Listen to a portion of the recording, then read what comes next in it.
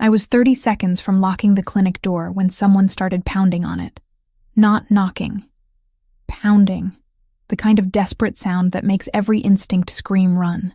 My hand froze on the deadbolt. Through the frosted glass, I could make out a shape. Tall. Swaying. The pounding came again. Weaker this time. Followed by a sound that stopped my breath. A groan. Raw and animal. "We're closed," I called out, hating how my voice shook. "Hospital is 15 miles north. Please." The word came muffled through the door. "They'll find me there." My medical training warred with common sense. This was rural Oregon, 10:45 on a Tuesday night, and I was alone. But that voice, the desperation in it wasn't performance. It was survival. I opened the door. The man nearly collapsed into me. I caught him barely, my 130 pounds no match for his weight. He was massive, 6'3" at least, built like he spent his life in a gym. Blood soaked through a white dress shirt that probably cost more than my monthly rent. His face was pale beneath olive skin, jaw clenched so tight I could see the muscle jumping. "Inside," I managed, dragging him through the doorway. "Now." He stumbled forward, one hand pressed against his left shoulder where crimson bloomed like a grotesque flower. His other hand caught the exam table, knuckles white with effort. Up close, I could see the details my panic had missed. The shirt wasn't just expensive. It was custom. The pants were tailored to perfection despite being splattered with mud and blood. Even his shoes screamed money, Italian leather destroyed by whatever hell he'd walked through to reach my door. "Sit," I ordered, already moving to the supply cabinet. "Don't pass out yet. I need information first."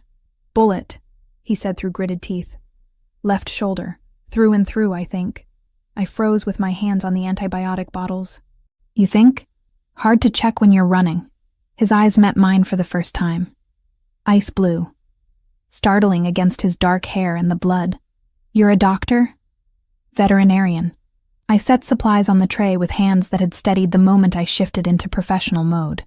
"Which means you're technically my first human patient. So if you have a preference on anesthesia, now's the time to speak up." Something that might have been a laugh escaped him. "You're joking." Humor helps me not panic. I cut away his shirt with surgical scissors, revealing the wound beneath. Entry point in the front, exit in the back. Clean through the meat of his shoulder, missing bone and major vessels. Lucky.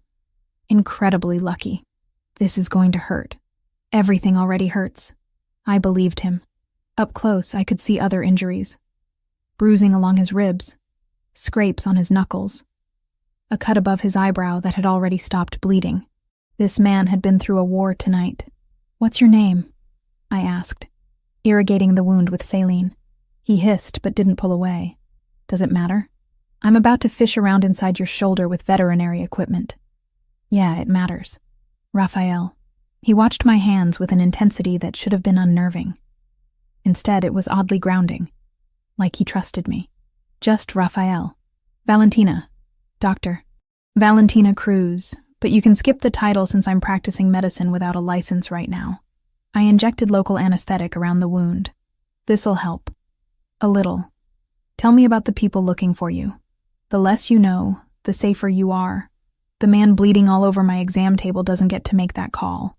I began suturing, each stitch precise despite my racing heart. "Someone shot you.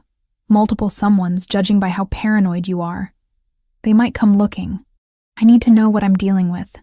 Raphael was silent for a long moment. Then, "Business associates. A disagreement that got violent. Business associates don't usually settle disagreements with bullets. Mine do." The simple honesty of it sent ice down my spine. But I didn't stop working. Couldn't. Whatever Raphael was, whoever had done this, he was still a patient. Still a person bleeding in front of me. I was halfway through the second suture when Thor started barking. My German shepherd, all 80 pounds of rescue dog muscle and loyalty, came bounding from the back room where he'd been sleeping.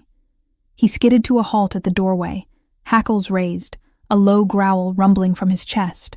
Raphael's reaction was instantaneous. His right hand moved toward his waistband even as his body tried to twist away from the threat. The movement tore at my sutures, fresh blood welling up.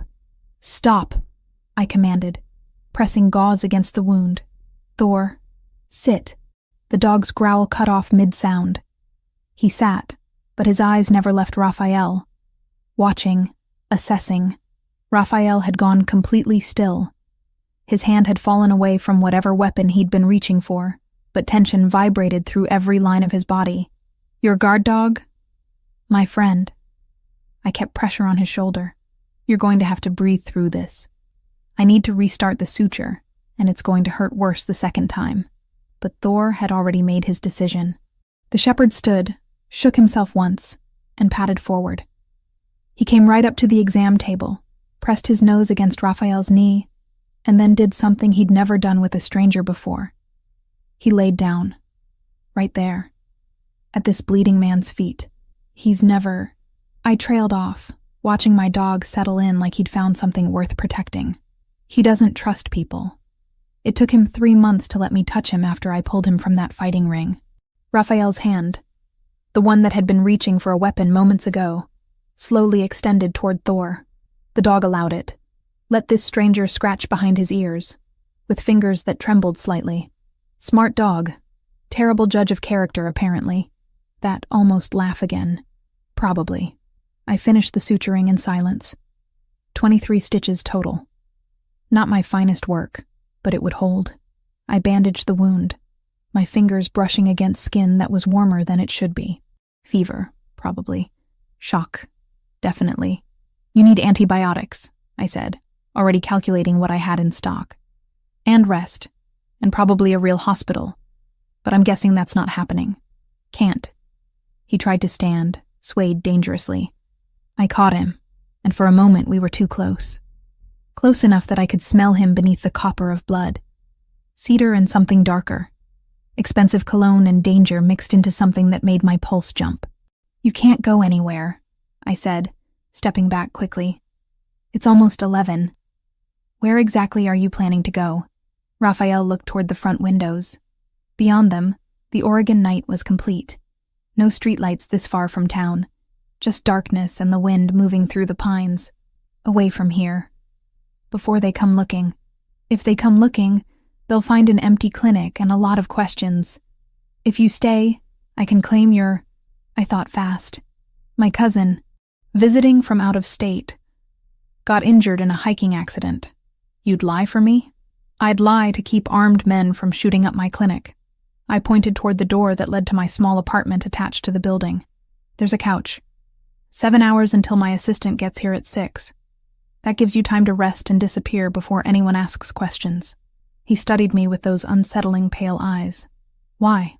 "Because my dog likes you. And because whatever you are, whoever's after you, right now, you're just a patient who needs help." I crossed to the medicine cabinet, pulling out antibiotic tablets and pain medication. "Take these, all of them. And if you're not gone by morning, we're going to have a very different conversation." Raphael took the pills, swallowed them dry. "Thank you, Dr. Cruz. Don't thank me until you survive." I held open the door to my apartment. "And don't bleed on my couch. Thor might like you, but I don't have the budget for new furniture." I left him there, walked back to my bedroom and closed the door, leaning against it as my knees finally went weak. My hands were steady in crisis, but now they shook. I'd just sutured a gunshot wound with veterinary supplies, harbored someone who was clearly running from something violent, made myself an accessory to God knows what. Through the thin walls, I heard Raphael moving around. Then his voice, low and urgent, speaking into a phone I hadn't seen him pull out. "Franco, it's me. They found me on Highway 26. Had to bail near Forest Grove. I'm secure for now, but I need a cleanup crew and protective detail. There's a civilian involved. A veterinarian. She helped me." A pause. My heart hammered against my ribs. "No, she doesn't know anything. Didn't ask the right questions. But they might have seen me come here." Another pause. "Do whatever you need to do to keep her safe. She's not part of this." The conversation continued, but I'd heard enough. I moved to my window, parted the curtain just enough to see outside. My clinic sat on a rural road, surrounded by pine trees and darkness. Nothing moved. Then I saw it. A black SUV, driving slowly past with its headlights off. It paused at the end of my driveway for a long moment before continuing down the road and disappearing into the night. I let the curtain fall closed and sat on my bed, trying to slow my breathing. Thor patted in, pushed his head against my knee. I buried my fingers in his fur, seeking the comfort of something familiar, something that made sense. Outside, the wind picked up. Inside, a stranger bled on my couch. And somewhere in the darkness, people with guns were looking for him. I had 7 hours to figure out what came next. 7 hours to decide if I'd made the biggest mistake of my life or somehow stumbled into saving it. My alarm never went off. Didn't need to. The smell of coffee pulled me from a sleep so thin it barely qualified as rest. I'd spent most of the night listening for sounds from the living room. Footsteps.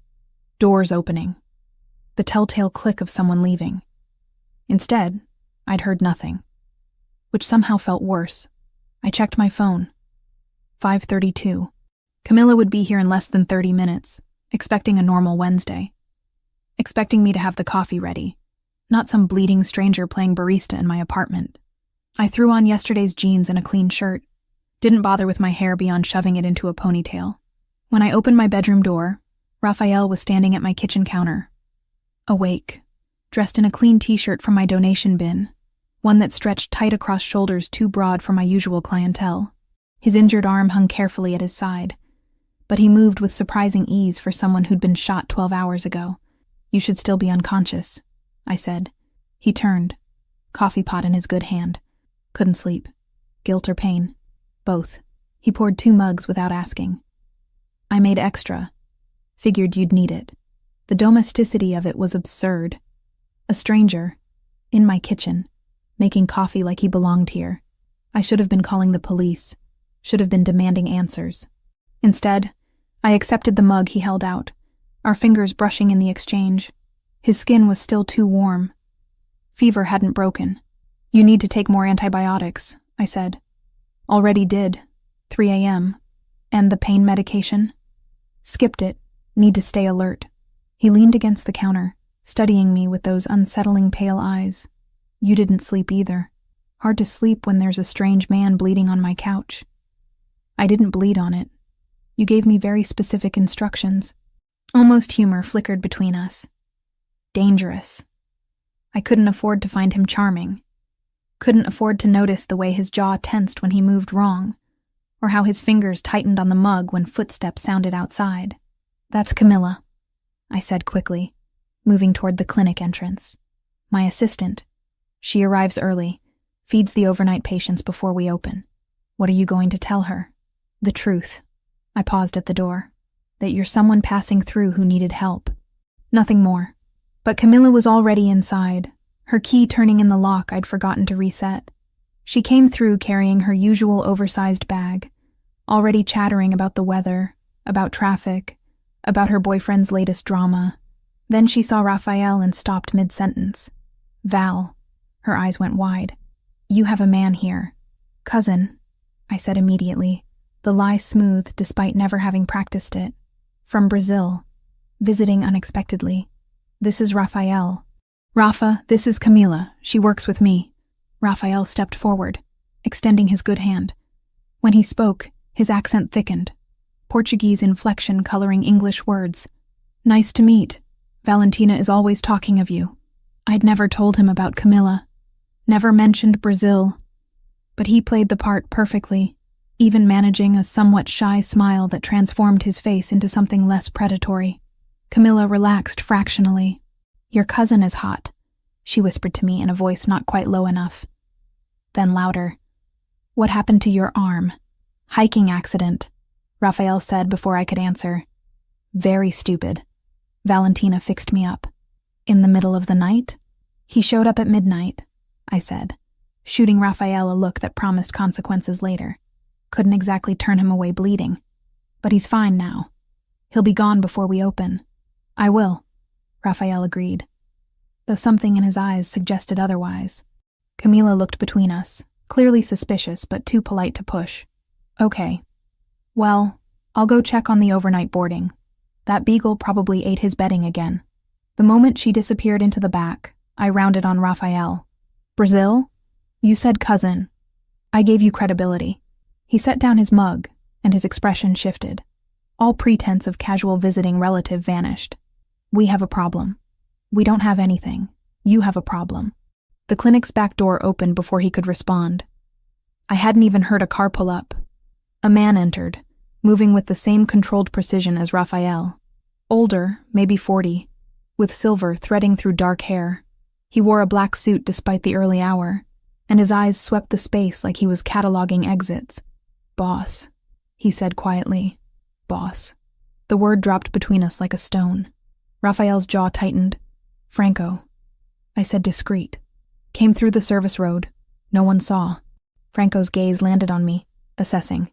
Dr. Cruz, you know my name. I know everything relevant. He pulled out a phone, showed Raphael something on the screen. They spoke in low voices, Italian maybe, urgent and quick. I caught maybe 3 words. None of them comforting. English, I demanded. You're in my clinic. I deserve to know what's happening. Raphael looked at me, and for the first time I saw something like regret in those ice-blue eyes. Last night wasn't random. It was an ambush. Organized, professional. By who? Family Versiani, rival organization. We've been at war for 3 weeks. He said it matter-of-factly, like discussing the weather. They killed 3 of my men. Would have killed me if I hadn't gotten lucky. The clinical part of my brain noted the phrasing. Organization, family, war. The rest of me felt cold. You're Mafia. I'm a businessman with violent enemies. That's not a denial. No, Raphael said quietly. It's not. I should have been terrified. Should have been ordering them out, calling the police, burning everything he'd touched. Instead, I felt something closer to fury. You brought this to my door. I had nowhere else to go. And now? What happens now? I gestured to Franco. He shows up in the middle of the night, calls you boss, and I'm supposed to just what? Pretend I didn't notice? Franco interrupted. We have a bigger issue. Dr. Cruz needs to see this. He pulled up a photo on his phone. A man's body, face destroyed by violence I didn't want to examine too closely. In his jacket pocket, clearly visible, was one of my business cards. Where did you get this? My voice came out steadier than I felt. One of the men from last night. Versiani's crew. Franco swiped to another photo. This one showed my clinic from the outside, taken from a car. They know Raphael came here. They'll come looking. As if summoned, headlights swept across the front windows. A vehicle pulled up outside. Black SUV with tinted windows. It stopped directly in front of the clinic entrance and sat there. Engine running. Raphael moved faster than someone injured should be able to. He had me pressed against the wall behind the reception desk, his body blocking mine, before I could process the motion. Franco disappeared toward the back, one hand inside his jacket. Stay quiet. Raphael breathed against my ear. Don't move. 2 men got out of the SUV. Through the window blinds, I could see them approaching. One knocked. Heavy. Demanding. We're not open, I called out, proud of how normal I sounded. We're looking for someone. Thick accent. Eastern European. Man injured in accident last night. Heard there was clinic here. Raphael's hand found mine in the dark space behind the desk. His fingers laced through mine. Squeeze once. Warning or reassurance, I couldn't tell. I stood, smoothing my shirt, and walked to the door. Didn't open it. This is a veterinary clinic. I don't treat people. Maybe you made exception? The man smiled. It didn't reach his eyes. For friend? I don't have friends who get shot. I let irritation color my voice. Real irritation at being pulled into this nightmare. Try the emergency room in Forest Grove. They're used to patching up idiots. The men exchanged glances. The second one, shorter but broader, pulled out a phone, showed me a photo. Raphael. From before. Uninjured. Wearing a tuxedo at some formal event, looking like he owned the world. You see this man? No. The lie came easier the second time. But if I do, should I be calling someone? If you see, you call this number. He handed me a business card. Plain white, just a phone number in black print. Important you call right away. Sure. I pocketed the card. Now, if you'll excuse me, I have actual patients waiting. They left, but not before looking hard at the clinic, at my car parked beside it, at the windows, where I prayed Camilla had stayed hidden in the back with the animals. The SUV pulled away slowly, deliberately, making sure I watched them go. I waited until the taillights disappeared before moving. My legs felt unsteady. Raphael emerged from behind the desk, and up close I could see the tension vibrating through him. He'd been ready to fight, to kill maybe, if they'd come inside. They'll be back, he said. Then you need to leave. Now. Can't. He glanced at Franco, who'd reappeared from wherever he'd been lurking. They saw the clinic, saw you. If I disappear now, they'll assume you helped me. They'll come back to make you tell them where I went. So what are you suggesting? That I what? Harbor a fugitive indefinitely? 48 hours. You come with me. Let my people protect both locations. After that, Verciani will have bigger problems than one doctor. I have a business, patients, a life. Franco spoke up. Doctor. Cruz, with respect, they found your business card on a dead man. Whether you helped the boss or not, you're involved now. The unfairness of it hit me like a physical blow. I'd done nothing wrong, saved a life. And now I was caught in someone else's war because I'd made the mistake of being human. 2 days, Raphael said. His voice had softened. 48 hours. Then I'll make sure they understand you were never part of this. You'll be safe. And if I refuse? He didn't answer. Didn't need to. We both knew I didn't really have a choice. Not anymore. Not since I'd opened my door to a bleeding stranger and decided his life mattered more than my safety. I looked at my clinic, at the exam table where I'd sutured him, at Thor, who'd appeared from my apartment, and now sat calmly at Raphael's feet, like he'd chosen sides. 48 hours, I said finally.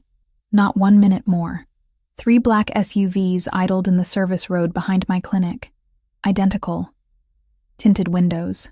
The kind of vehicles that screamed money and menace in equal measure.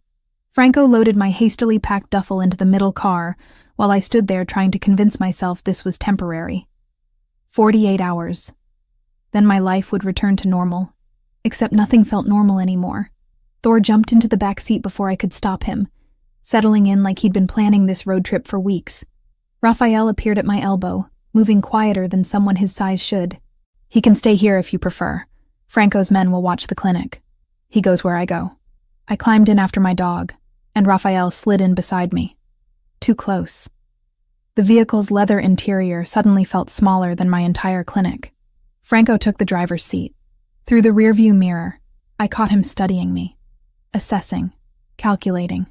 The engine purred to life, and we pulled onto the main road with the other 2 SUVs falling into formation. One ahead, one behind. A convoy designed to protect or imprison. I wasn't sure which. Where exactly are we going? I asked. My property. 2 hours north. Raphael's injured arm rested carefully against his side. The fever still lingered in his skin. But he sat straight.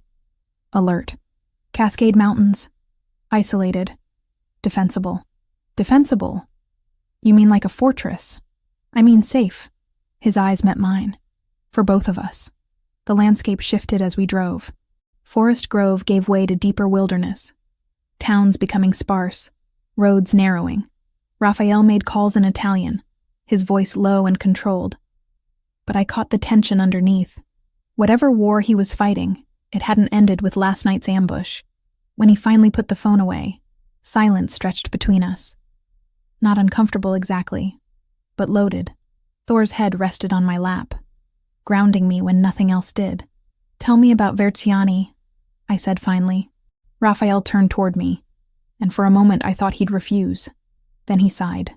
Sergio Verciani, 42, runs operations from Seattle to Sacramento. Or he did, until he decided Portland was worth starting a war over. And you run Portland? My family has controlled the territory for 60 years, since my grandfather immigrated from Naples. He said it matter-of-factly, like discussing inheritance of a business, which I supposed it was, just not a legal one. The Luminari family. We have rules, standards. What kind of standards does the Mafia have? Something dark flickered across his face. We don't traffic humans. We don't touch children. We don't deal heavy drugs or weapons to terrorists. My grandfather believed power came with responsibility. Not everyone in our world agrees. Vertsiani doesn't agree. Vertsiani allied himself with the Solntsevskaya Bratva, Russian organization with no code beyond profit. Raphael's jaw tightened. They want Portland because it's a clean port city, perfect for moving product and people. I refused to hand over territory, so they decided to take it. The clinical part of my brain noted his phrasing. Clean, product, people. Euphemisms for crimes I didn't want to examine too closely. How long have you been fighting? 3 weeks since the first attack. But tensions have been building for months. He looked out the window at passing trees. I knew it was coming, just not when. And the 3 men who died? Good men, loyal. His voice went flat. 2 had families. Franco is handling arrangements. I thought about the life I'd pulled him back from. Thought about the ripples that single decision had created. Do you regret it? This life? Raphael was quiet for a long time. When he finally spoke, his voice was softer. I regret what it costs. But I was 12 when my mother died. Cancer. My father had already abandoned us years before. My grandfather raised me, taught me everything. When he passed, I inherited responsibility for 200 families who depend on us for work, for protection, for justice the law won't provide. That's one way to frame it. It's the truth, not all of it, but not a lie either. He shifted to face me fully. I won't pretend I'm a good man, Valentina, but I'm not the worst one in this fight. The way he said my name, careful and deliberate, made something flutter in my chest. Dangerous. I couldn't afford to see him as anything other than what he was, a criminal who dragged me into his war. But Thor trusted him, and animals knew things people missed. Tell me about your clinic, Raphael said, changing the subject. How long have you been there? 5 years. Bought the building with money I'd saved working at a corporate practice in Portland. I scratched Thor's ears. Hated it. Too many people treating animals like accessories. Out here, people actually care. They bring me barn cats with broken legs and cry when their horses get colic. You love it. It's mine. I built it from nothing. I met his eyes. Like you with your family business, I suppose. Just with fewer bullets. That almost smile appeared. The one that softened his predator's face into something almost human. Significantly fewer bullets. Franco's voice interrupted from the front. Boss. Approaching the turnoff. The road ahead split. One direction continuing north, the other branching onto what looked like a private drive. No sign. No indication of where it led. Franco took the unmarked path, and the forest closed in around us. The road climbed, winding up into the mountains. 10 minutes later, gates appeared. Massive wrought iron between stone pillars, topped with cameras I could see, and probably a dozen I couldn't. They swung open silently as we approached, and my breath caught. The property beyond was stunning. The main house sat on a plateau overlooking a valley, all glass and stone and modern lines that somehow fit the wilderness setting. Security was everywhere but subtle. Men in dark suits positioned at strategic points.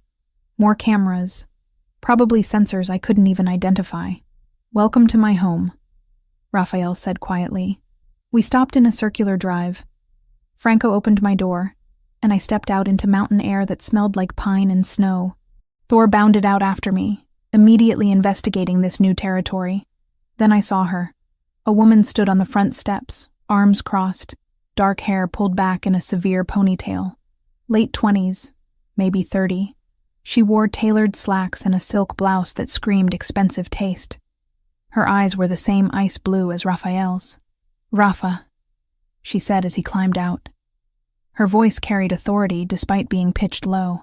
You brought a civilian here. Lucia. Raphael moved to her, and they embraced briefly, carefully, mindful of his injury. This is Dr. Valentina Cruz. She saved my life, and now she's in danger because of it. Lucia's gaze swept over me. Clinical. Assessing. I'd seen that look before in surgery residents. Deciding if I was competent or an idiot. The veterinarian. Yes. You're aware of what my brother does? As of about 7 hours ago, yes. Something that might have been respect flickered in her expression. At least she's honest. Come inside. We need to discuss security protocols. The interior matched the exterior. Sleek, modern, expensive, but not ostentatious. Original art on the walls, furniture that probably cost more than my car, but everything chosen with purpose rather than show. Lucia led us to a dining room where a table was already set. I assumed you'd be hungry, she said. Chef prepared something simple. Simple turned out to be pasta carbonara that smelled like heaven and looked professionally plated. 2 other men joined us. Older, battle-hardened, wearing the same dark suits and watchful expressions. Raphael introduced them as captains in his organization, Roberto and Adriano. They nodded acknowledgement but didn't speak. The meal was the most surreal experience of my life. Sitting at a table with Mafia leadership, discussing security rotations and territory disputes like it was corporate strategy. Lucia was clearly more than Raphael's sister. She was his advisor, possibly his legal counsel, and definitely someone who commanded respect in her own right. Dr. Cruz, she said, turning to me halfway through the meal. Can you shoot? I nearly choked on my pasta. What? A gun. Can you shoot one? I'm a veterinarian, not a mercenary. That's not an answer. No, I cannot shoot a gun. I set down my fork. And I don't intend to learn in the next 48 hours. Lucia looked at Raphael, who shrugged slightly. She has spirit. I'll give her that. Spirit won't stop Verciani's men if they get through perimeter security. They won't get through.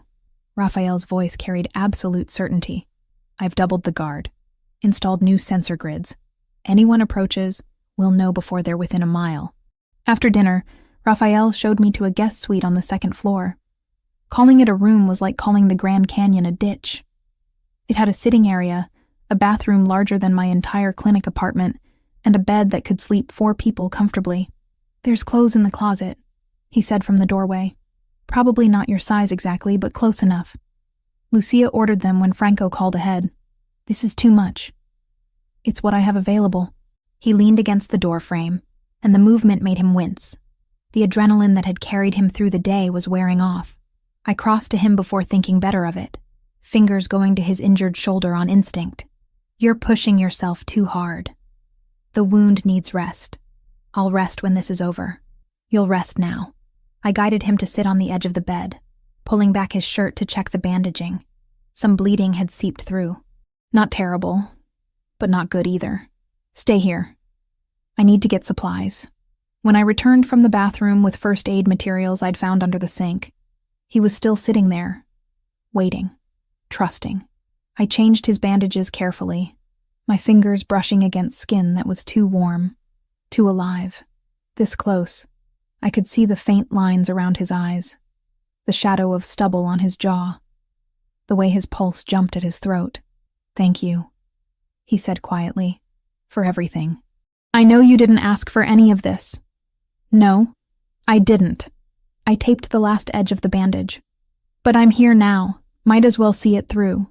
Our eyes met, held. For a moment, neither of us moved. The space between us felt electric, dangerous, impossible to navigate. Then Thor barked from somewhere in the suite, breaking the spell. Raphael stood smoothly. Get some rest. Tomorrow we plan how to end this. He was almost to the door when I spoke. Raphael? He turned back. You can call me Valentina. You've bled on me. Seems like we're past formalities. That smile again. The real one. Valentina. Sleep well. After he left, I stood at the window looking out over the valley. Lights from the main house reflected on glass, and beyond that, darkness stretched for miles. I was in a Mafia boss's home, under guard, hiding from men who wanted to kill me for helping someone I barely knew. 48 hours. That's what he'd promised. 2 days, and this nightmare would end. Except deep down, I already knew nothing would be that simple. Sunlight woke me before any alarm could. It poured through floor-to-ceiling windows I'd forgotten to cover, turning the guest suite gold. For a moment, I forgot where I was. Then reality crashed back.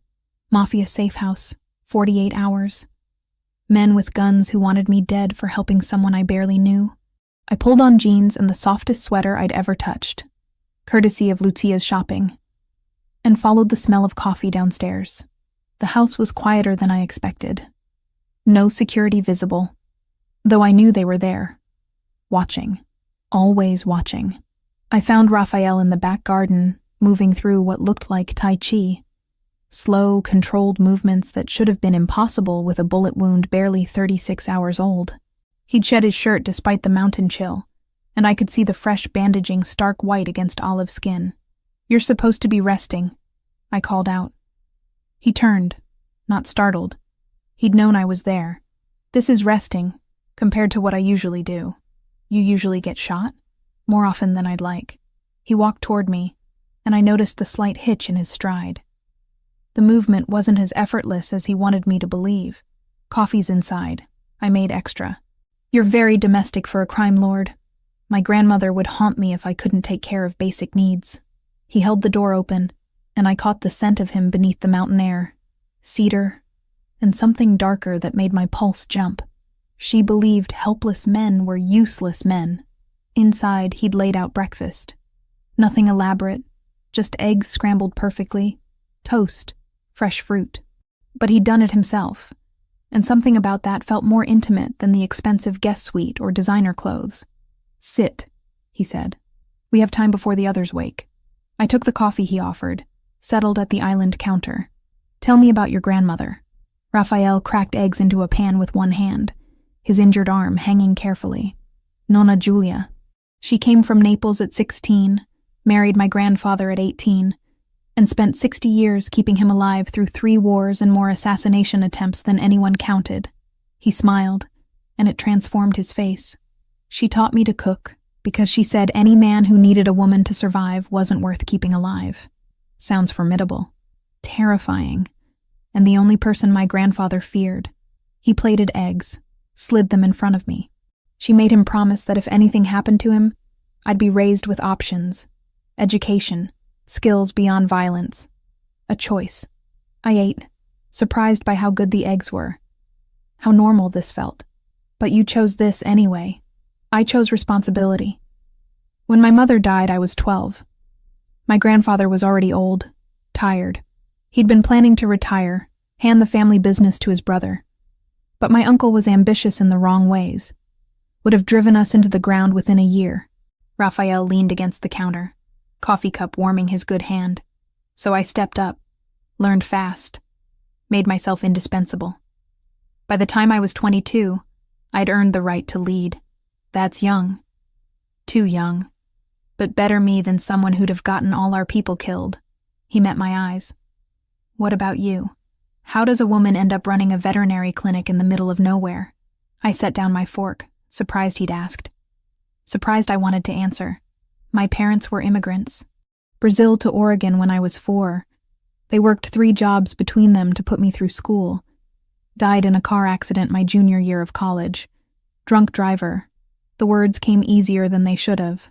I finished my degree on scholarships and spite. Worked at a corporate practice in Portland for 2 years, saved every penny and bought that clinic the day it went up for sale.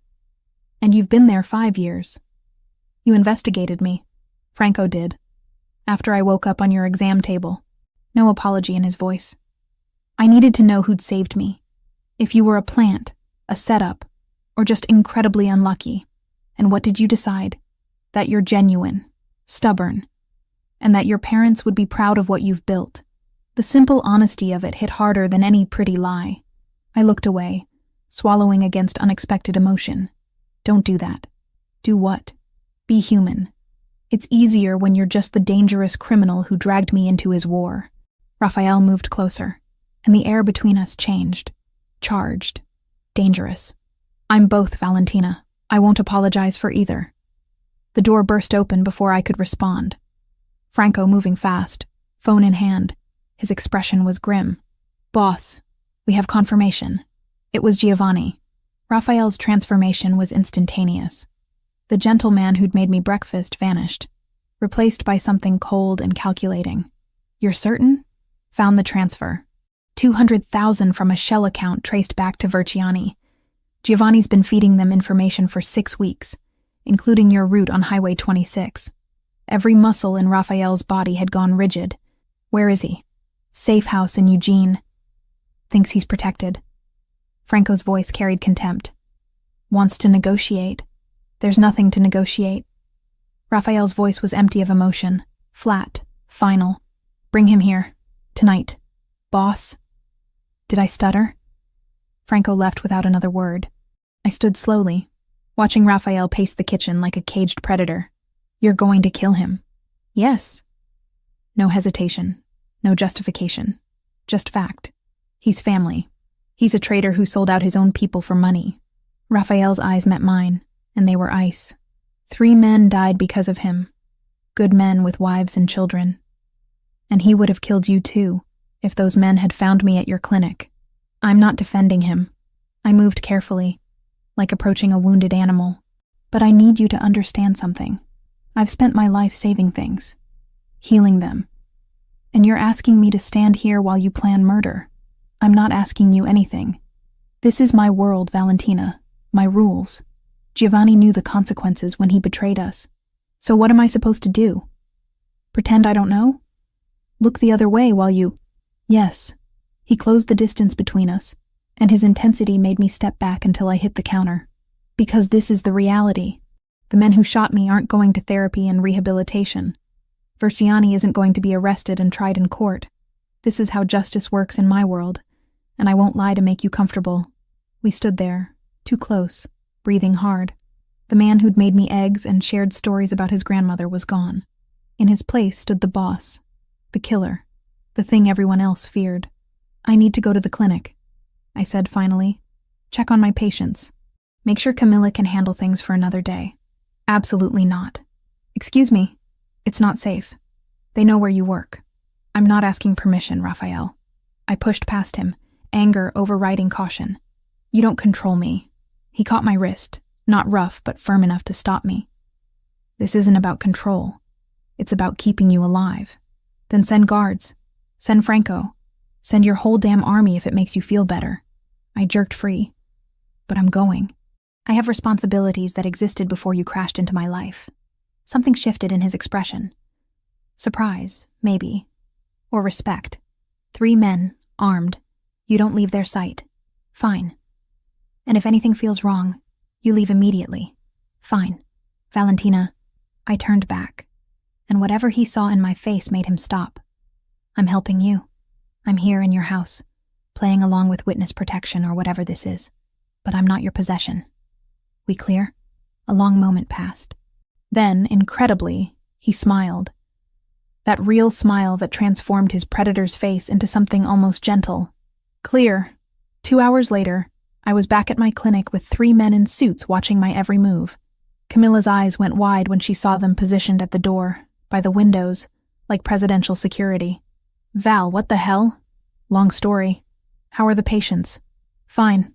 Mrs. Patterson's cat is recovering well from the tooth extraction. The Gonzalez's dog still has that ear infection, but the antibiotics are helping. She lowered her voice. Are you in some kind of trouble? I'm helping someone who is. It's temporary. Gabi showed up at lunch, bringing sandwiches and questions I couldn't answer. She kept glancing at the guards, then at me, clearly putting together a picture I didn't want her to see. Val, if you need help, I'm fine, really. Just a weird situation that'll be over in a day. But leaving was harder than arriving. Franco drove, with 2 other SUVs flanking us. The road back to Raphael's property wound through dense forest, and halfway there, Franco's phone buzzed. We have a tail, he said quietly. Black sedan, 2 cars back. My heart hammered against my ribs. Through the rear window, I could just make out the vehicle. Close enough to be deliberate, too far to identify faces. Vertiani? I managed. Probably. Franco's voice was calm, but his hands tightened on the wheel. Hold on. The world exploded into chaos. Franco accelerated, the other SUVs moving to block the sedan. Gunfire cracked through the afternoon, spiderwebbing the rear window. I screamed, ducking instinctively. And then Raphael was there. He'd been in the lead vehicle, but somehow he was pulling open my door, dragging me down against the seat, his body covering mine completely. Stay down, he commanded, and the cold emptiness from this morning was gone. His voice shook with something raw and desperate. "Don't move. Don't look up." More gunfire. The SUV swerved violently, throwing us against the door. Raphael's weight pressed me into leather seats, his breath hot against my ear, every line of his body tense with readiness to take bullets meant for me. Then silence. Except for my ragged breathing and the hammer of my pulse. "Clear," Franco called from the front. Raphael lifted his head slowly, scanning before letting me up. His hands moved over me, checking for injuries with clinical precision.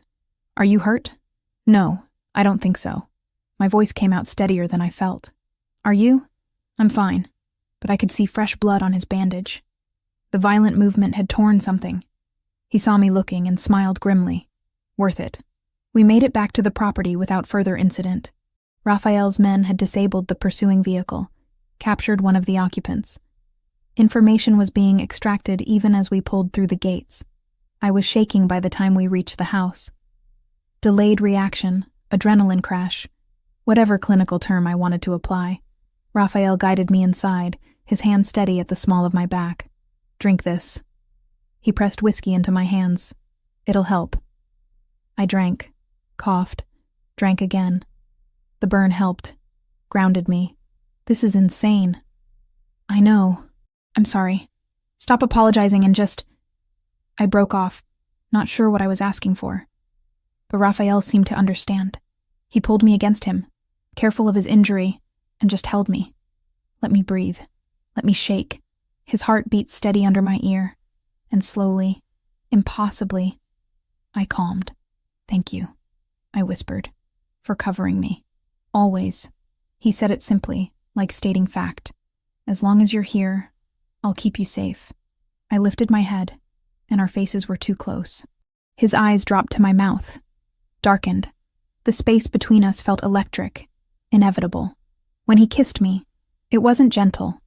It was desperate and fierce, and tasted like danger, and promises neither of us should make. I kissed him back, fingers tangling in his hair. All my better judgment drowning in the feel of him. His mouth moved against mine like he was claiming something, proving something, and I let him. Then he pulled back, breathing hard. "Not like this." "What?" "Not because someone shot at you. Not because you're scared and I'm convenient." His thumb traced my bottom lip, and the gentleness of it nearly undid me. "When I kiss you again, Valentina, I want it to be because you choose it. Not adrenaline, not fear. Choice." I stared at him, shocked by the restraint, the respect. "You're serious?" "Completely." He stepped back, putting safe distance between us. "You should rest. Tomorrow, we end this." He left me there, heart racing, lips still burning from his kiss, and I realized with terrifying clarity that I wasn't afraid of Raphael Luminari. I was afraid of how much I wanted to choose him. I woke to silence so complete it felt unnatural. No traffic, no distant sirens, just wind through pine trees and the occasional call of a hawk circling somewhere above the valley. The guest suite still felt surreal in morning light, too luxurious, too removed from my actual life happening somewhere down the mountain. A soft knock came before I could talk myself into going back to sleep. "Come in." Lucia entered carrying a tray. Coffee, pastries, fruit arranged like art. She set it on the sitting area table without preamble. "Raphael is in meetings until noon. Thought you might want breakfast." "You didn't have to do that." "I know." She settled into the chair across from me, studying me with those same ice-blue eyes her brother had. "But we need to talk. Woman to woman." I pulled a sweater over my sleep shirt, suddenly feeling exposed under her scrutiny. "About my brother's intentions. And yours." "I don't have intentions. I'm here because men with guns are hunting me for saving Raphael's life. That's circumstances, not intentions." Lucia poured coffee with practiced ease. "You could have demanded witness protection. Federal marshals. Instead, you agreed to come here, to his home. Why?" I thought about lying, decided against it, because Thor trusted him, and because running away felt like letting them win. Something flickered in her expression. Approval, maybe. "Raphael is different with you. More human. I haven't seen him laugh genuinely in years. Not since before he took over the family. That sounds like a warning. It's an observation. She leaned forward slightly. Men like my brother don't fall often, but when they do, they fall completely. It consumes them, makes them vulnerable in ways that get people killed in our world. The weight of her words settled between us. You're asking if I'm worth the risk. I'm asking if you understand what being with him means. Really means. Not the romance novel version. The reality of looking over your shoulder forever. Of never knowing if today's goodbye might be permanent. Of raising children who'll inherit enemies before they inherit anything else. Children. The word hit harder than it should have.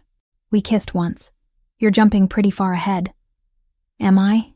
Lucia stood, smoothing her perfectly tailored pants. I watched him cover your body with his own during that ambush yesterday. He would have died for you without hesitation. That's not nothing, Valentina. That's everything. She left before I could respond, and I sat there with expensive coffee going cold, trying to process. I'd known Raphael 3 days. 72 hours of chaos and blood and impossible choices. How could that be enough time for everything Lucia was implying? I dressed in jeans and another borrowed sweater. This one charcoal gray and softer than clouds. Found my way downstairs, following the sound of voices. Raphael's study door stood half open, and I caught glimpses of him through the gap, standing at a massive desk, Franco beside him, both studying documents spread across dark wood. He looked up as I passed, our eyes meeting through the opening. Something shifted in his expression, softened. He said something to Franco, then appeared in the doorway. You're awake. Lucia brought breakfast, and warnings about your intentions. That almost smile appeared. My sister is protective. She said you're different with me. I am. No hesitation, no deflection. Just honesty that made my pulse jump. Come with me. I want to show you something. He led me through the house to a room I hadn't seen. Floor-to-ceiling bookshelves lined 3 walls, filled with volumes that looked actually read, rather than decoratively arranged. A leather couch faced a stone fireplace where embers still glowed from last night's fire. Original artwork hung between shelves. Nothing I recognized, but everything chosen with careful taste. This is my favorite room, Raphael said quietly. Where I come when the rest of the world gets too loud. I moved along the shelves, reading titles. Philosophy, history, classic literature in multiple languages. You actually read all these? Most. Some multiple times. He pulled a worn volume from a middle shelf. Dostoevsky. My grandfather gave me this when I was 15. Said if I was going to run a criminal empire, I should at least understand the human soul. Did it work? I'm still trying to figure that out. He replaced the book carefully. What do you read? Medical journals mostly. Veterinary studies. Nothing this intellectual. That's still intellectual. Just practical. He gestured to the couch. Sit. Please. I settled into leather that molded perfectly to my body, and Raphael sat beside me. Close, but not touching. The fire crackled, and outside the windows, mountains stretched toward a sky so blue it hurt. Tell me something true, he said. Something you don't tell people. The request caught me off guard. What? We're strangers who've seen each other bleed. Seems like we should know more than surface details. His eyes held mine. Something real. I'll trade you. I thought about deflecting, then decided Lucia was right. If this was happening, whatever this was, it deserved honesty. I'm lonely. Have been for years. I threw myself into building the clinic because it was easier than admitting I'd constructed a life with no one in it except animals who can't leave. Raphael's expression didn't change, but something in his eyes deepened. My turn? Fair's fair. I'm exhausted. Not physically. In my soul. I've been running the family for 12 years, and every day I wonder if my grandfather would be proud or horrified by what I've become. He looked at the fire. Sometimes I think about walking away, giving it all to Lucia, who's smarter and better at the politics anyway. Just disappearing somewhere no one knows my name. Why don't you? Because 200 families depend on us for livelihood and protection. Because our code keeps worse people from taking over. Because responsibility doesn't end just because you're tired. He turned back to me. Until 3 days ago, I thought that was enough. that duty and honor and tradition were sufficient reasons to keep going. And now? Now I've met someone who makes me want to be selfish, who makes me imagine a different life. His fingers found mine, lacing together with devastating gentleness. That terrifies me more than Versiani ever could. We sat like that for a long time, just breathing, just being. The weight of everything unsaid hanging between us like a promise we hadn't made yet. Lunch came and went. Raphael showed me the rest of the property, walking through gardens maintained despite the season, pointing out security features hidden in landscaping. We talked about everything and nothing: favorite foods, worst injuries, embarrassing childhood stories. He told me about learning to cook from his grandmother. I told him about the time I accidentally sedated myself trying to tranquilize an aggressive dog. By evening, something had shifted between us. The sharp edges had softened into something easier, more real. Dinner appeared on the terrace, table set for two overlooking the valley as sunset painted everything gold and crimson. Raphael pulled out my chair himself, and I noticed his shoulder moved easier. The fever had finally broken completely. "You're healing," I observed. "Good doctor." He poured wine, something red that probably cost more than my monthly utilities. "To skilled veterinarians who tolerate difficult patients. To difficult patients who don't die on my exam table." We touched glasses, and the sound seemed to resonate through the evening air. Dinner was perfect, some kind of risotto I couldn't identify but would happily eat forever, followed by tiramisu that tasted like heaven. "I planned this," Raphael admitted over dessert. "The dinner, the timing. Wanted one evening where we weren't running or hiding or talking about war. Just two people having dinner? Just two people." His eyes held mine across the candlelight. "Is that okay?" Instead of answering, I stood and moved around the table. He watched me approach, something dark and hungry flickering in his expression. When I was close enough to touch, he pulled me down onto his lap. Careful and deliberate. "Valentina." He breathed against my ear. "Tell me to stop if you don't want this." But I did want it. Wanted him with an intensity that should have scared me. So instead of speaking, I kissed him. This wasn't like yesterday. This was choice, conscious and clear. His mouth moved against mine like he was memorizing the taste, the texture, every small sound I made. My fingers tangled in his hair, and he groaned low in his throat. "Inside," he managed between kisses. "Not here. Not where anyone can see." He carried me through the house to his room, which I'd never seen. Dark wood and clean lines, a massive bed that dominated one wall. He set me down gently, giving me space to change my mind. To run. I didn't run. Hours later, I woke tangled in sheets that smelled like cedar and him, his arm heavy across my waist. Moonlight poured through windows he'd forgotten to cover, and for a moment, everything felt perfect. Inevitable. Right. Then my throat went dry. I needed water. Carefully, I extracted myself from his embrace and padded downstairs in his t-shirt, bare feet silent on cold floors. The house slept around me. Security outside, but inside, just silence and shadows. I found the kitchen, poured water, drank it standing at the sink while trying to process everything that had happened. That's when I saw it. Franco's phone, left charging on the counter. The screen lit with a notification, and my eyes caught the preview before I could stop them. "Operation Mousetrap successful. Versiani takes the bait tomorrow." My blood turned to ice. I shouldn't have. Knew I shouldn't have. But my hands moved anyway, unlocking the phone with a swipe. The message thread opened, and I read words that shattered everything. "Target acquired. Subject cruise established as luminary weakness.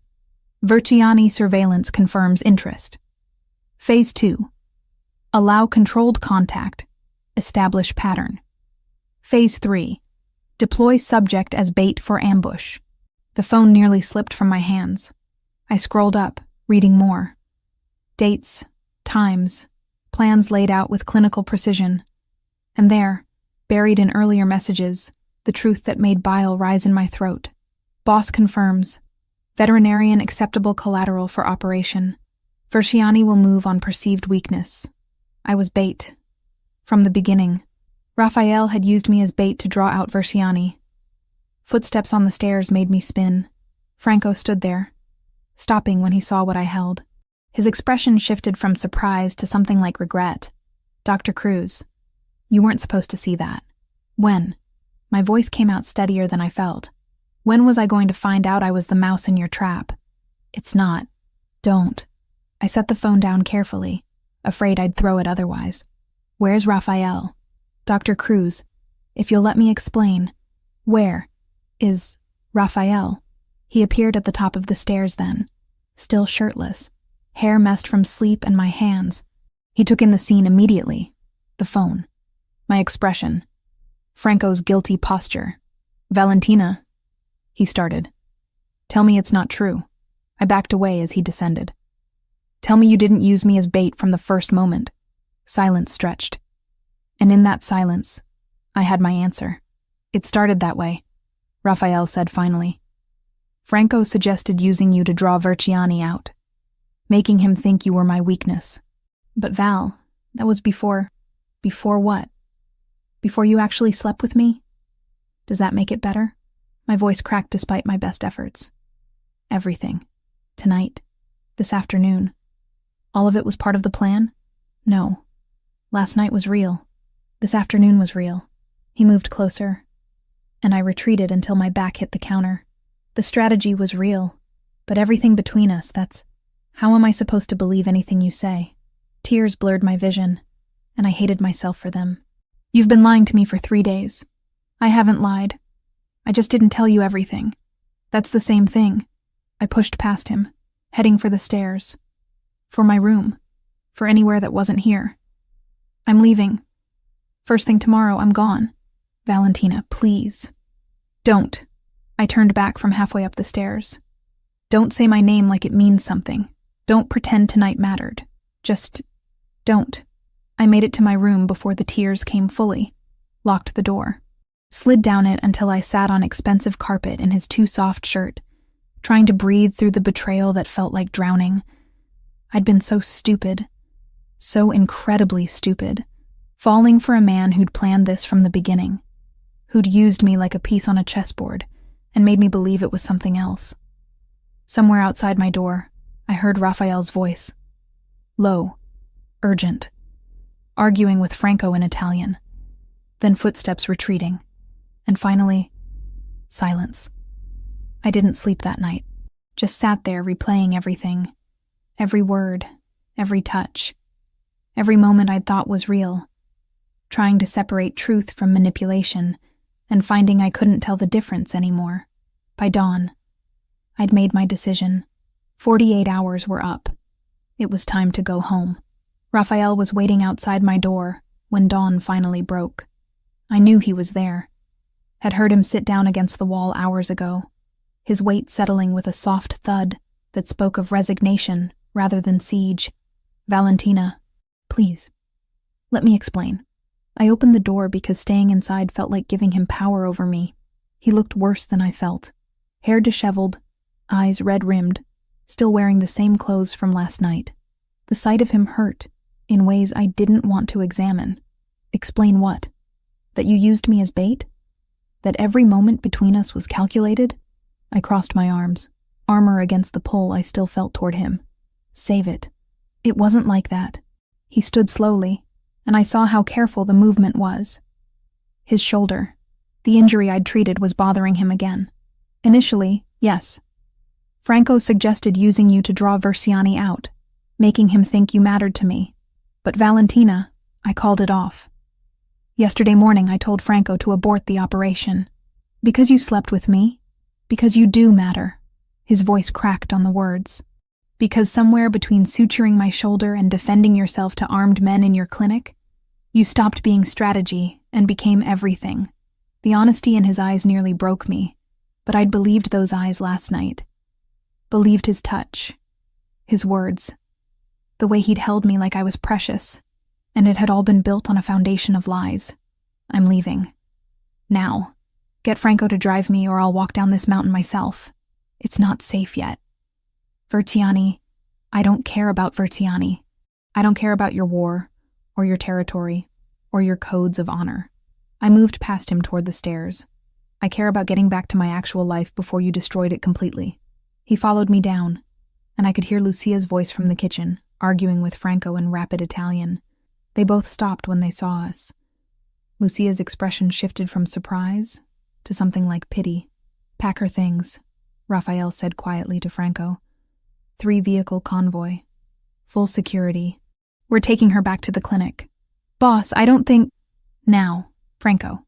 30 minutes later, I was in the middle SUV again, Thor beside me, watching the mountain property disappear through tinted windows. Raphael sat across from me this time, not beside me.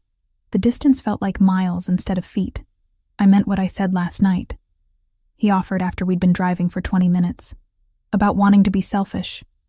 About you making me imagine a different life. "Stop. You deserve to know." I said stop. I looked at him finally. Let him see the hurt I'd been trying to hide.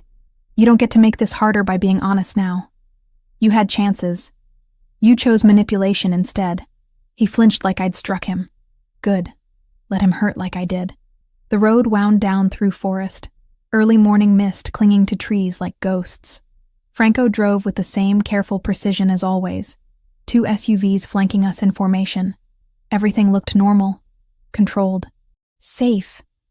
That's when the world exploded. The lead SUV erupted in flames, a rocket or grenade hitting it with precision that spoke of planning. Professional execution. Franco slammed the brakes, throwing all of us forward. Raphael's arm shot out, catching me before I hit the seat in front of us. "Down!" he commanded, pushing me to the floor. "Stay down!" Gunfire erupted from all sides. Not Verciani's men. The reports were different, heavier. Through the chaos, I heard shouting in Russian. My blood turned to ice. The Bratva, the Russian organization Raphael had mentioned. They'd found us. More explosions. The rear SUV's tires shredded, sending it spinning.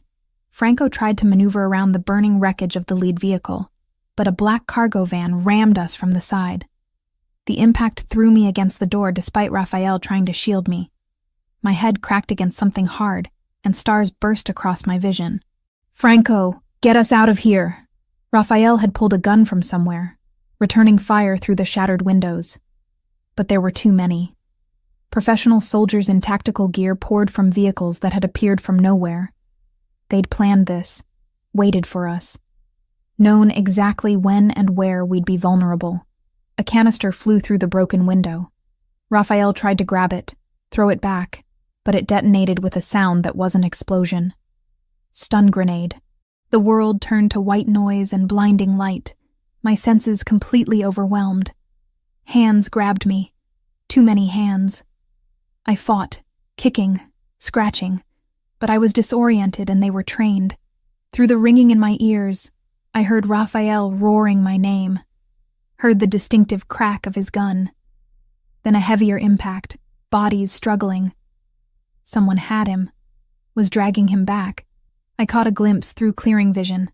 3 men subduing Raphael, and he fought like an animal, injured shoulder forgotten, pure desperation in every movement. "Valentina!" A cloth covered my face. Chemical smell, sickeningly sweet. I tried to hold my breath, but panic made me gasp. The world tilted, darkened at the edges. The last thing I saw before consciousness left completely was Raphael breaking free of one captor, blood streaming down his face, reaching for me with desperation written in every line of his body. Then Franco tackled him, holding him back, and I understood why. They were outnumbered, outgunned. If Raphael came after me now, they'd kill him.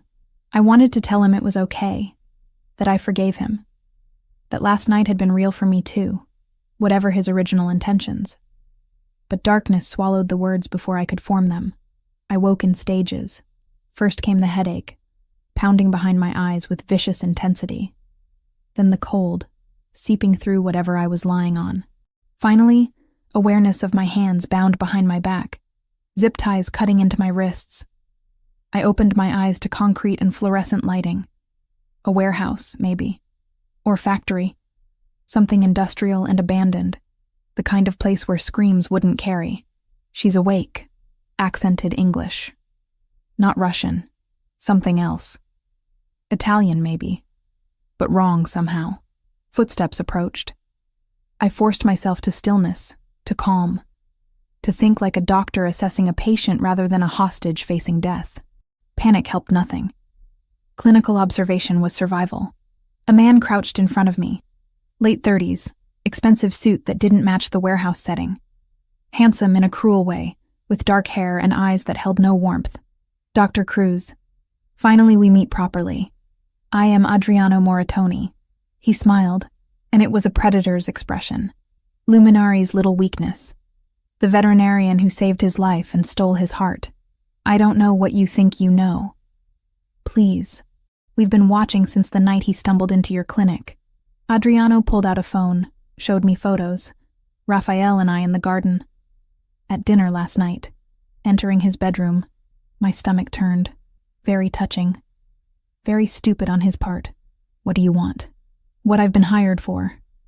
Sergio Verciani pays very well for Luminari's territory. He'll pay even better for Luminari himself. Adriano stood, pacing like he was lecturing. Originally we were just muscle, supporting role. But then you appeared, and suddenly the great Raphael Luminari has something to lose. That changes negotiations considerably. I tested the zip ties. Too tight. My hands were already going numb. He won't trade territory for me. No, but he'll come for you. Tonight. Tomorrow. Soon. And when he does, we'll be ready. Adriano's phone buzzed. He answered in rapid Russian, then switched to Italian, arguing with someone. While he was distracted, I worked on the ties.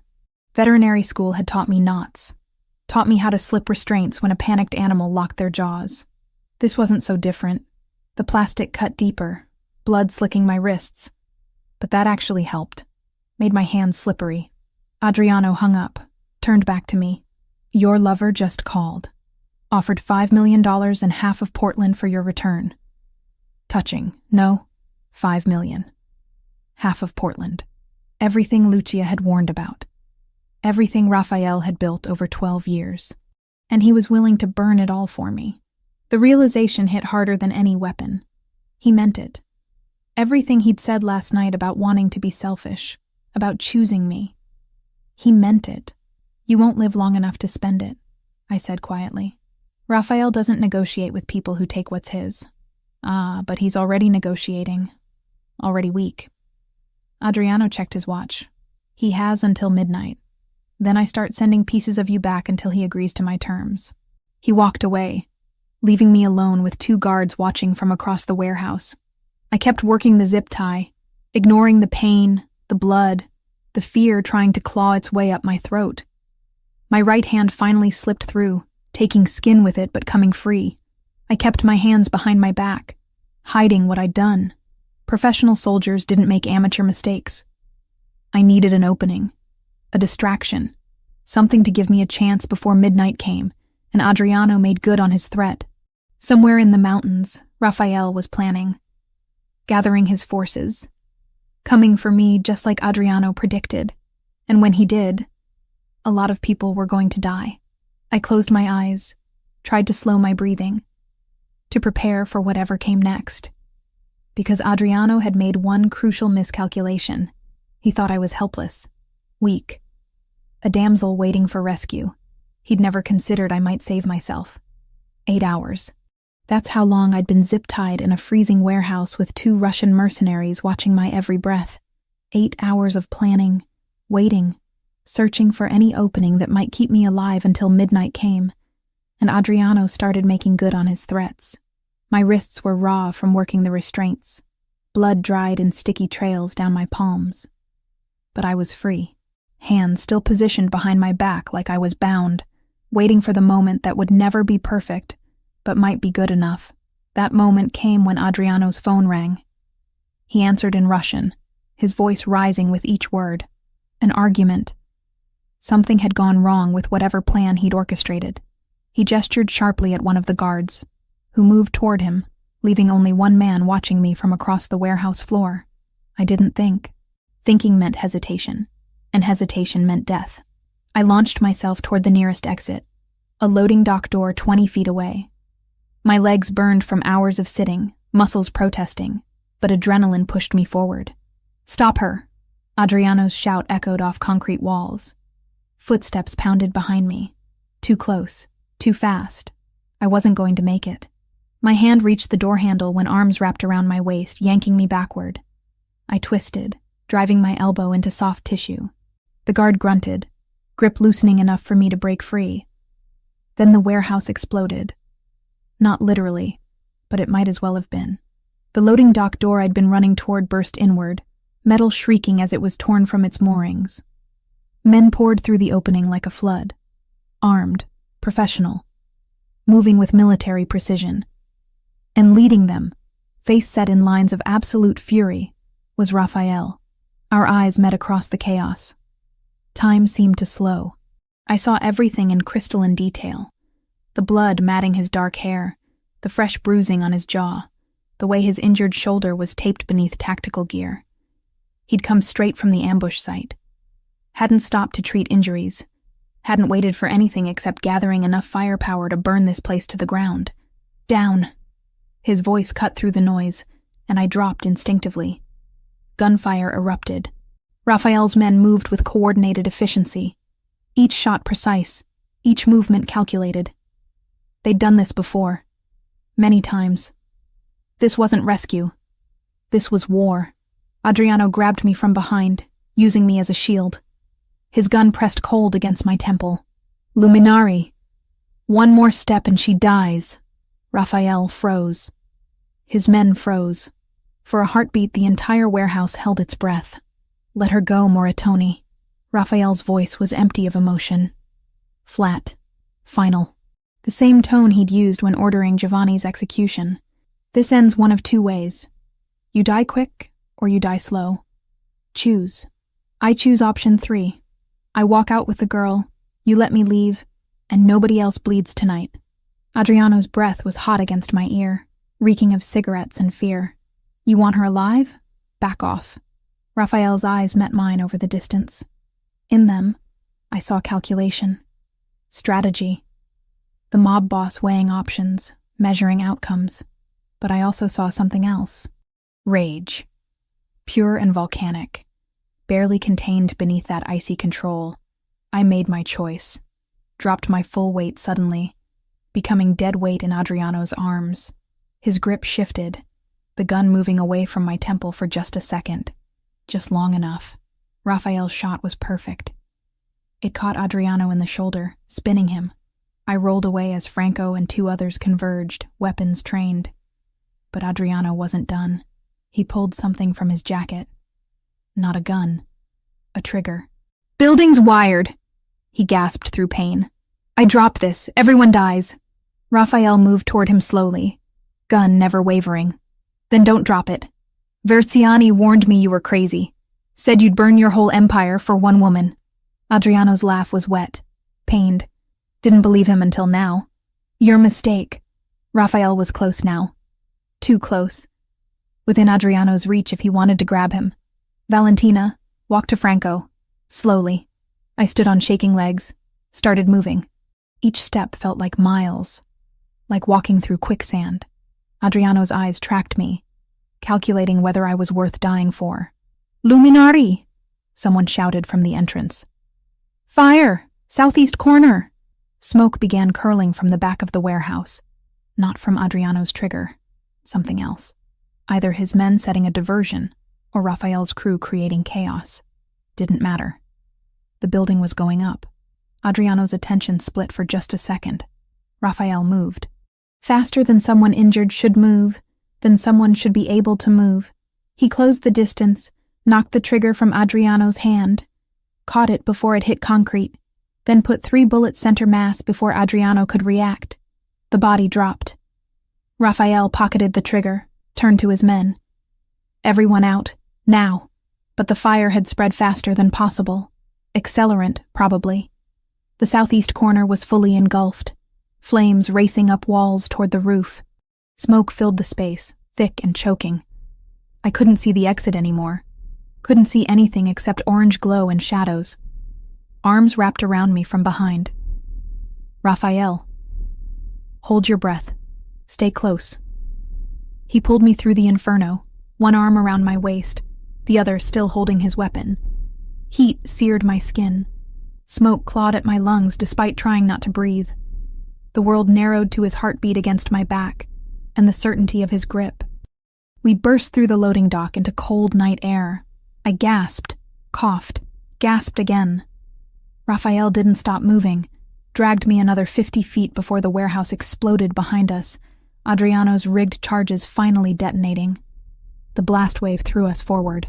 Raphael twisted mid-fall, taking the impact on his back, cradling my head against his chest. We hit concrete hard enough to knock the wind from both of us. For a moment, neither of us moved, just lay there breathing, alive. Miraculously, impossibly alive.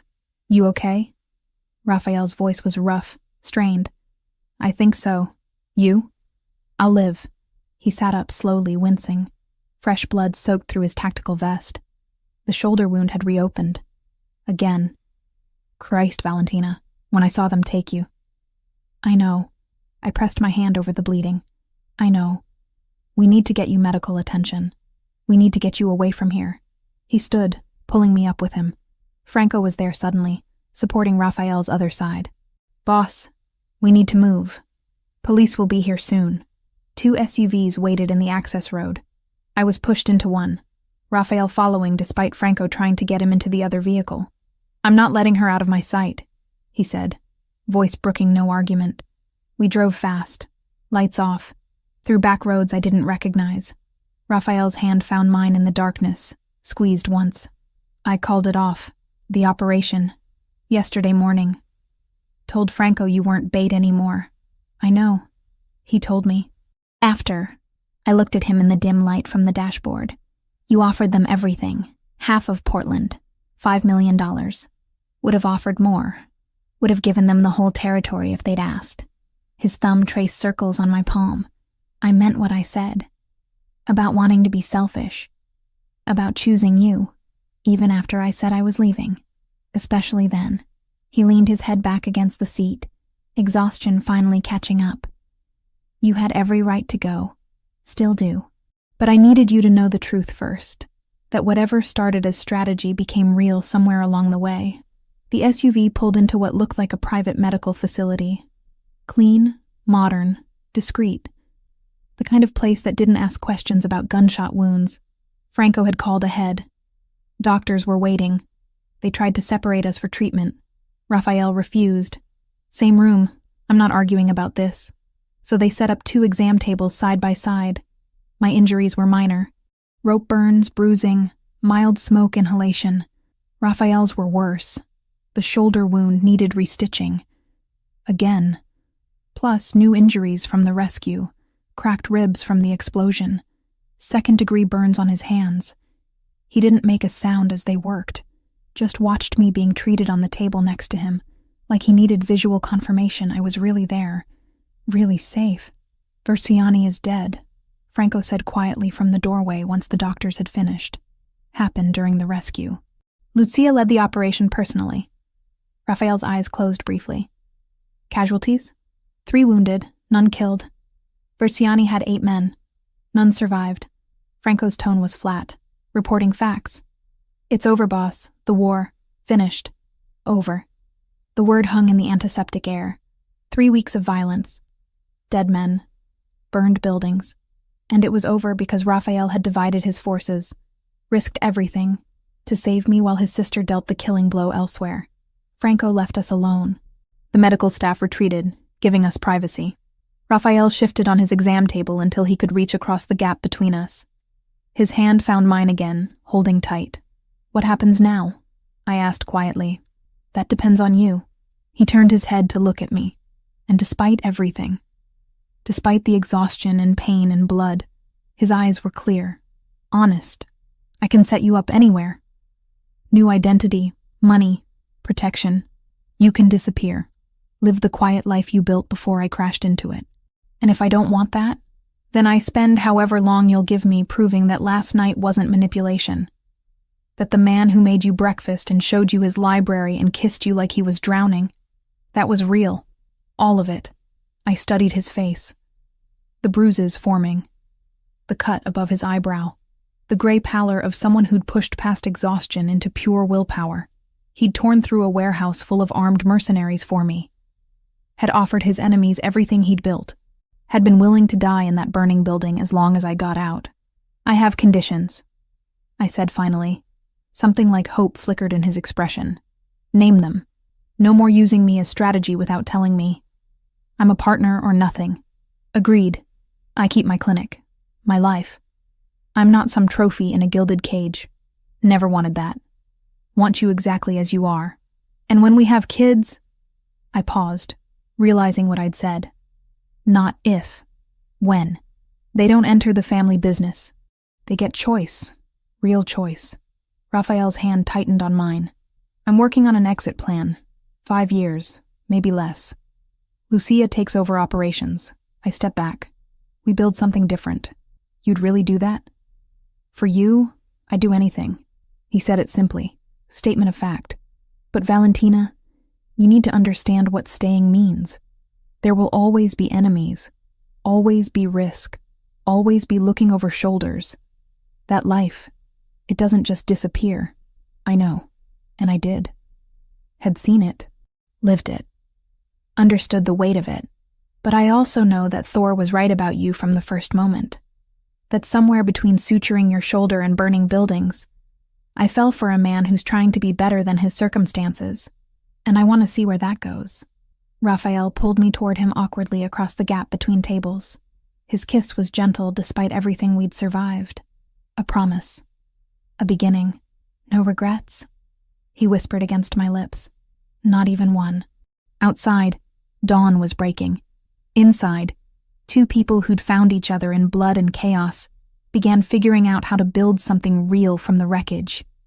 2 weeks, 14 days since Raphael had torn through a burning warehouse to save me, since I'd watched him offer everything he'd built for my life, since I'd chosen to stay despite knowing exactly what that meant. The clinic felt smaller than I remembered. Or maybe I'd just grown used to palatial mountain estates, with views that stretched for miles. Camilla kept shooting me worried glances as I examined Mrs. Patterson's tabby, checking the healing from his dental surgery. "You're different," she said finally, after our last patient left. "Whatever happened while you were gone, it changed you." I set down my stethoscope, considered lying. Decided she deserved better.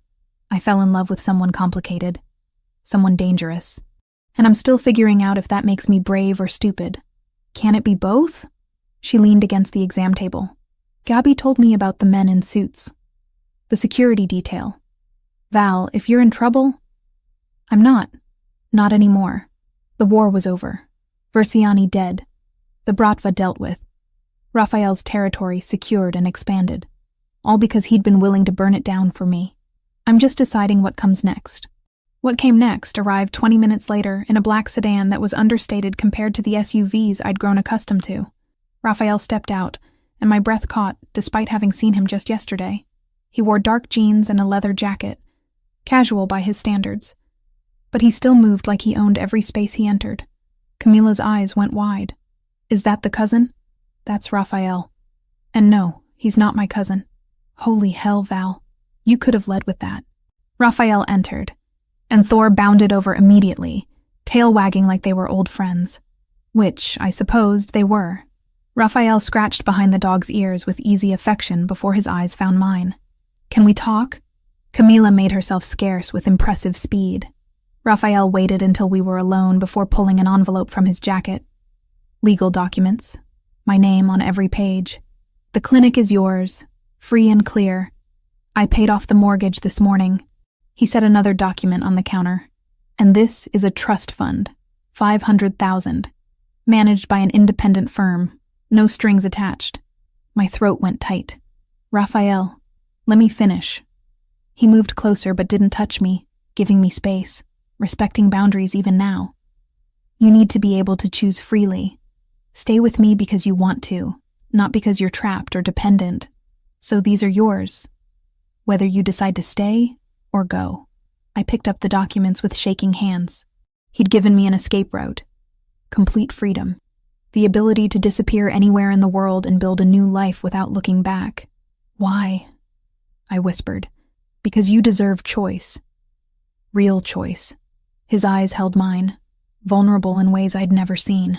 Because I love you, Valentina. Not the idea of you, not what you represent. You. The stubborn veterinarian who sutures bullet wounds and yells at crime lords and makes terrible coffee. A laugh escaped me, halfway to a sob. My coffee isn't that bad. It's awful. He smiled, that real smile that transformed everything. But I'd drink it every morning for the rest of my life if you'd let me. I set down the papers, moved into his space. His arms came around me immediately, holding tight. Safe. Home. I have conditions. Of course you do. His breath stirred my hair. Name them. No more secrets. If there's danger, you tell me. If there's strategy, you include me. Partnership or nothing. Done. I keep the clinic. Keep my life. I'm not abandoning everything I built. Never wanted you to. Want you exactly as you are. And kids. I pulled back to look at him. When we have them, they get normal. School plays and soccer games and boring suburban existence. No legacy, no empire, no choosing between family and law. I'm transitioning everything to Lucia over the next 4 years. By the time we're ready for children, I'll be retired from operations. His hand came up to cup my face. We'll be boring together. You could never be boring. Watch me try. He leaned his forehead against mine. So? What's your answer? Instead of speaking, I kissed him. Slow and deep and full of promise. When we finally broke apart, both breathing hard, I pulled back just enough to see his face. I choose you. Eyes wide open. No illusions. Choosing this life, this risk, this beautiful disaster of ours. No regrets. Ask me again in 50 years. Deal. He kissed me again. And this time it felt like beginning something, rather than ending it. 6 months later, I stood in Raphael's dining room, watching the organized chaos of family dinner. Lucia argued politics with Roberto, while Franco carefully avoided taking sides. Adriano's replacement, a quiet man named Paolo, listened more than he spoke. Gabi had been invited and was charming everyone with surgical precision. Thor slept under the table, occasionally receiving treats from Raphael when he thought I wasn't looking. You're staring, Raphael murmured in my ear, arms sliding around my waist from behind. I'm appreciating. There's a difference. Appreciating what? This. You. The fact that we made it here. I turned in his arms, let him see the emotion I'd stopped hiding.